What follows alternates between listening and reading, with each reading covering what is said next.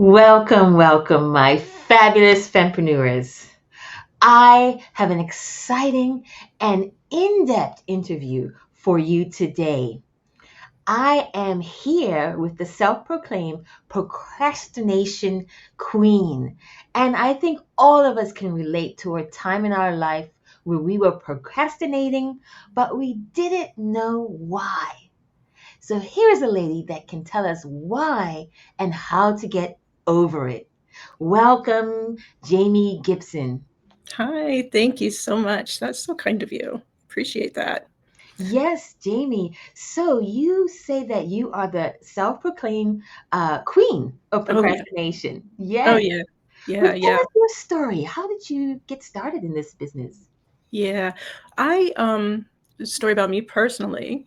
Like I Yes. said, queen of procrastination. I have no problem saying that. I've always been that person that you wouldn't know that I procrastinate because I'll do things for you. I mean, if somebody, all of my friends, family, work, I was always on top of it. I would get it done early. I would over deliver for you, all of that. But, myself, my own world, kind of a mess. It's kind of like that stereotype you hear about people who are interior designers and do these beautiful homes, but their own home looks like, what Okay. did, what's your business here? Um, but yeah, I've been that way. I'm recovering from it. I still Mm. sometimes catch myself doing it.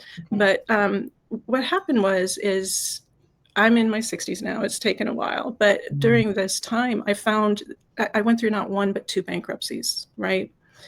And the first one, it was like I had my excuses. I lost a job, the economy had shifted, all of that kind of thing. And it's like, it was embarrassing. It was humiliating for me. It was, I just had all this stuff in my head started playing. And I was like, never again. It's not going to happen again. Well, it did. It Yeah. did happen again. Right. And I couldn't really give the same excuse. And it's like, so I had to sit down and I had to talk to myself and be like, okay, what's really happening here? Because I pride myself. I mean, I've been treasurers for different organizations. I mean, all that stuff. It's like, what's wrong with me? And, after kind of spending some time and getting really real with myself and reading self-help books, going to workshops, doing all kinds of journaling and, you know, inner work and whatever, I discovered that my whole thing, the bankruptcies came from my procrastination, which I wouldn't have put it to that Oh. back then. I would not have said it was procrastination because I was still paying things. I was just late. So I wasn't connecting that way, but that's kind of what it was. And the more work I did with myself on that as to what's the procrastination, it came down to self-worth. I've always had, since I was a little girl, as long as I can remember, I'll take seconds. I'll give everybody the best and I'll take seconds. I'll give you my time and I'll get to myself when I can. So I Mm. wasn't really honoring myself, taking care of myself. I was looking outside for that validation of being the go-to person, but kind of screwing myself too.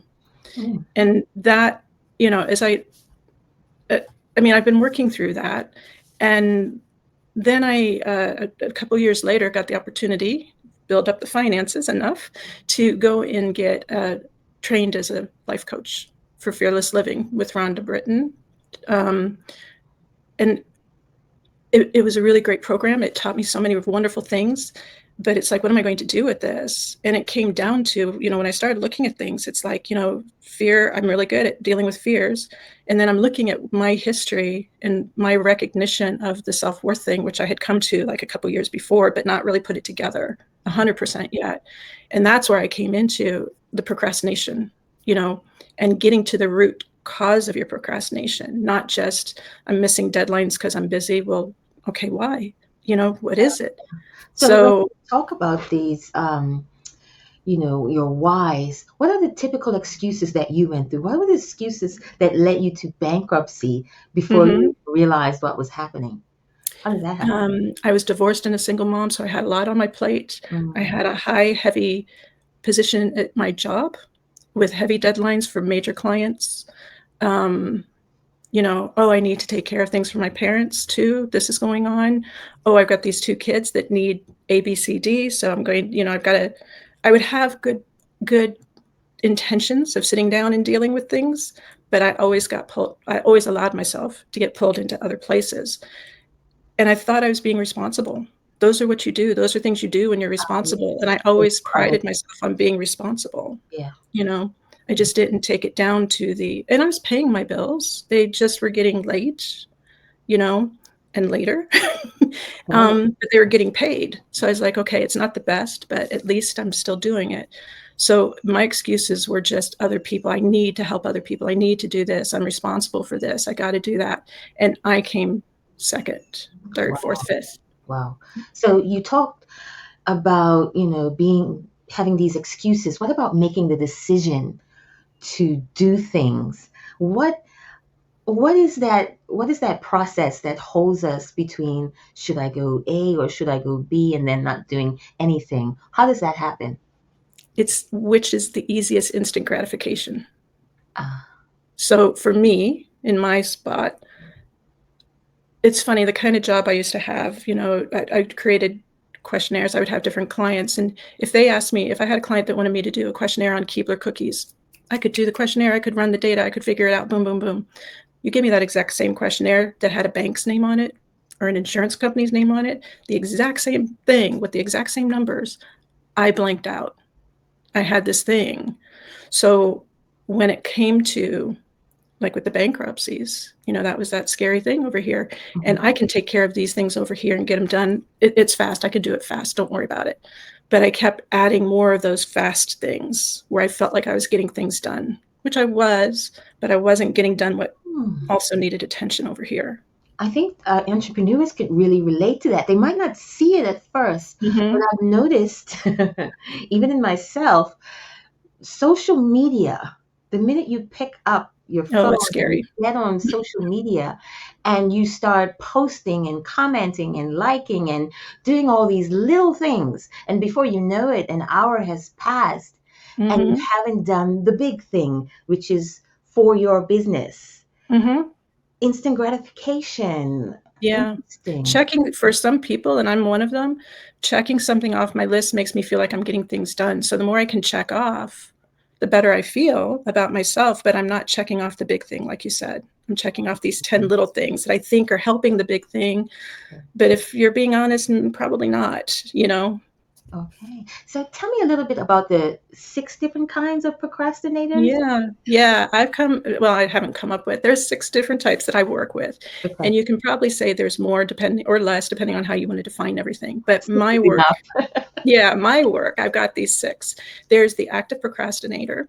This person is the one who thinks they do really great on deadlines with that adrenaline rush and keep putting it off. They know they'll get it done and they do get it done, but sometimes, at the risk of burnout or their quality isn't as good as it could have been, but they Mm, got it done. living on the edge. Yeah, very much. Then there's the passive procrastinator, and this one doesn't intentionally delay like the active one does, but they allow themselves to get distracted with the social media, get distracted with, other things, family, TV, whatever you want to say. They just passively procrastinate. I just got busy, right? In a world of their own. I'm going to give Yeah. all of these guys names. Yeah.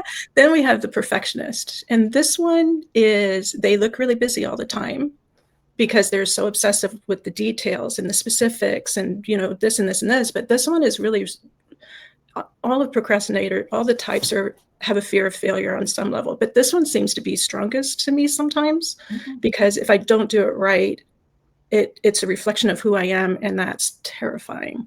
So Oh, they'll obsess on these details, but sometimes they obsess on the details so much that they miss the easy answer over here yeah. Okay. to That's get something.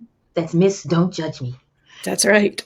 Then you've got the decision analysis one, or I'm sorry, decision paralysis one, and Oh. this is me.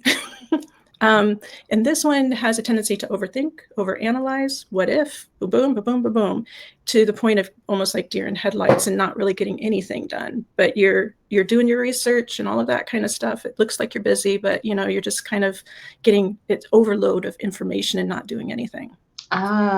Inaction. It's like Mm-hmm. I am stuck on the hamster wheel. Yeah, yeah, but you think you're being good, because you don't see it that like that. Then there's the purposeful procrastinator, and this one, does procrastinate on purpose, but they always think that they have a strategy or a plan. It's similar to the whole idea of, when I'm making X amount of money, I'll have a child, or when I accomplish this, I'll Mhm. do that. You know what I mean? And good intentions, good strategy, but I mean, as we all know, those kind of plans sometimes keep getting pushed and pushed and pushed and pushed until it's like it doesn't happen, right? Let's miss when and then Yeah, I'll do this. yeah. And then that was 5. Then the last one is the rebel procrastinator. Okay. And this one is similar to like teenage girls or teenagers, should Yeah. say teenagers, where it's like, you're not going to tell me what to do and how to do it. I'll do it when I want. And they do get things done, but they go against the grain on things just because. Don't tell me. I mean, I'm guilty of that on kind of the opposite. If you tell me I can't do something, watch me do it. Because that's how this is kind of like telling you to do something. It's like, I'll do it when I say so. Right. So that's the rebel procrastinator. So once you know, and we have many of us, all of us have aspects of different ones of these in us, but there tends to be one that you gravitate to the most, that, kind of the overarching way of procrastinating. And Right. once you kind of have that awareness, then we can work with, okay, let's look at why you do that. Okay. Let's Now, look at, mhm, when you spoke about the teenage rebel, I was like, yeah, I remember being that as a mhm, teenager. I really wanted to do it, but then you told me to do it, so now I'm not going to do it. yeah, yeah, And I feel on some level I've cycled through waves of these different mhm, groups in my yeah, own life. So it's interesting that there are these categories and we yeah, don't even know that yeah, we are experiencing this. yeah, So because some of them are so easy to just make, oh yeah, yeah, yeah, that's what that you don't see it as procrastination. You can kind of, what's the word I'm looking for, you can kind of talk about it. There's reasons, you think there's reasons, right? But valid it's, reasons, yeah. yeah, it's really just procrastination So in keeping you from terms what of you want. visibility, I would like to talk a little bit more about the perfectionist. Okay. Okay, I remember being that way myself. Um, Tell me again, what is the perfectionist procrastinator, and what is her fear of Hmm. being The seen? perfectionist is, they have to appear that they know what they're doing. And the idea of failing is a reflection on who you are as a person, you think, right?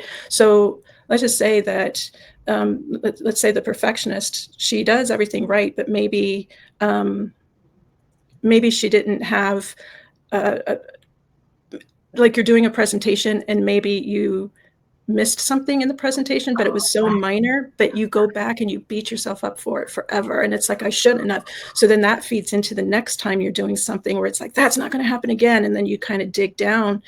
And, that's great to want to show that good, good foot of yours to go forward, but not at the detriment of holding you back. Because then with the visibility aspect to it, you're afraid to go out there and try, Mm. because if I don't do it right, what are they going to talk about me about? And are they even going to want to come talk to me for what I do? It's that thing you hear, that first impression. Their thing is, the first impression is so big that if it's not exactly right, I might as well not try yet. So it sounds like that type of procrastination, the perfectionism, could also lead into the analysis Oh, paralysis, yeah. because I deal with a lot of clients that come to me that, well, the ones that I deal with who English is not their native language, and they made some mistake in some presentation years ago, and Hmm. now they're the head of the department. They've got all the accolades. They've proven themselves as, the head of their field, and now they've got to go into an international presentation, and they instantly become terrified, Hmm. want to try and avoid it, give the job to somebody else, because that mistake is still playing back in their head from Yeah. years ago. Yeah, that's like, I talk to people, like, I'm a bad test taker. You hear people say that. I don't do well taking tests. You're kind of telling yourself, you're setting yourself up. It's like, okay, you had a bad test once, how long ago? And now you're going to say that you're always a bad test taker. Well, that can be true, because, the more you talk to yourself that you are, you'll create it.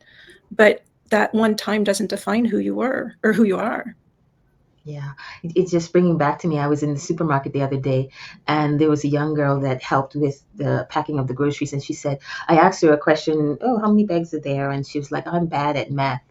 And it was heartbreaking because she said it with such conviction. Yeah. I And want to sadness too, pour out right? my coaching, yeah, my Yeah. coaching, and say, if you say that, it will make it true. Believe in yourself. You know, Mm-hmm. it's sad that somewhere along the line we get this information and we take it as truth, and then Mm-hmm. we carry that in our lives as, I guess, a limitation Yeah. that you can't Yeah. get over, and Yeah. it's so sad. It feeds into our self-esteem, you Mm, know? So a lot of people, I feel, their self-esteem could come up a few notches easily if they kind of took these labels off of themselves. I always procrastinate. I always fail when I try, whatever. But it doesn't have to be. But if you keep telling yourself those things and you keep telling yourself you always fail, I'm a passive procrastinator. It's just what I do. mm. It doesn't have to be that way. But then in the back, you're telling yourself, well, that is who you do. So don't try anything bigger because you're just going to screw that one up too. It just kind of, it's this weird catch Yeah, 22. cycle. So what happens on the end? What's on the other side? Where's the Mm-hmm. hope for the procrastinator who's been doing this for decades? They've had all the excuses that we talked about. They have run into trouble, usually financial, because they put things off. Once they get past that procrastination stage and they Mm-hmm. really need to change, they want to change. They want that Yeah, visibility. They want financial freedom. What does that look like for them? that looks like they can do anything, because working with finding out what type of procrastinator you are, understanding where it came from and why, that takes down so many barriers for you that it allows you to create what you want to create. It allows you to go after that dream you want to go after, because now that self-esteem I said that was taking a hit before because it's like, that's just what I do. But, well, why do you do it? You figure that out. We come up with those strategies. We work with that. And you can do what you want. These six types that I talked about, we all fall into them, sure, but they all have different strategies that work better for them than the other five, Mhm. right? So if you're, innocently taking a strategy that doesn't necessarily work with a passive procrastinator, but it works for procrastination, so it should work for a passive. No, not necessarily. So, but if you can take the ones that work for you, the way that you are naturally, then you've got the tools to push past. You've got the tools you'll still sometimes feel that fear and you'll hesitate for a minute. That's just the truth. Fear is never going to go away. We're hardwired for it. But what's your response to the fear? You're going to let it win, or are you going to say, okay, I see you there, but I'm still going to take this step? That is excellent news. Yeah. And coming out from the other side of bankruptcy, Mm-hmm. what Yeah. is that like? I mean, that's for me Yeah. sounds so final. Yeah. Yeah. I mean, once I figured out why, I haven't had that problem. Mm, Everything's taken care of. I still, I'll admit, I still have issues around the fear of money, which is something else I'm working on. But I saw where it hit all my other areas of my life too. So I recognize when I'm starting to fall into distracting myself with the instant gratification of helping this person or that person. No, Jamie, first you got to go over here and you got to deal with this. To the point where it's like, now I've got myself set up. And one of the things that works for me is once a month I sit down and I figure, and being a self-employed person is a little scarier too than when I had the paycheck. When I had the bankruptcies, I had a regular paycheck. Now I don't. So I really had to make sure that I dealt with this. And so once a month I sit down and I figure out all my bills for the month, and I do automatic withdrawals for that week, that week, that week. So I know what's going on, and everything is always paid on time. So there's not that problem anymore. And, I can also see where everything is instead of having that flurry before where it was like, okay, I just got to pay this real quick. But I didn't really pay attention to what was in the account before I took it out for that payment. eyes open. Yeah, Yeah. Yeah. that's So it's just helped me to, start to build a better relationship with money. I'm still working on it, but it's a better relationship with money, but it's a better relationship with me to know that I need to take care of me on this. Nobody else is going to. I mm, mean, it's just the truth for all of us. And I'm worth the time it takes to do something as simple as paying my bills on time. I love that. I'm worth the time it takes to Mm-hmm. do this. Yeah. That's like a mantra. I'm worth the time. Yeah. Before it was this person needed me, that person needed me. And I'll get to I need me to when I do this can. for them. Mm-hmm. I have a valid excuse to put myself on the back burner. But now Yeah.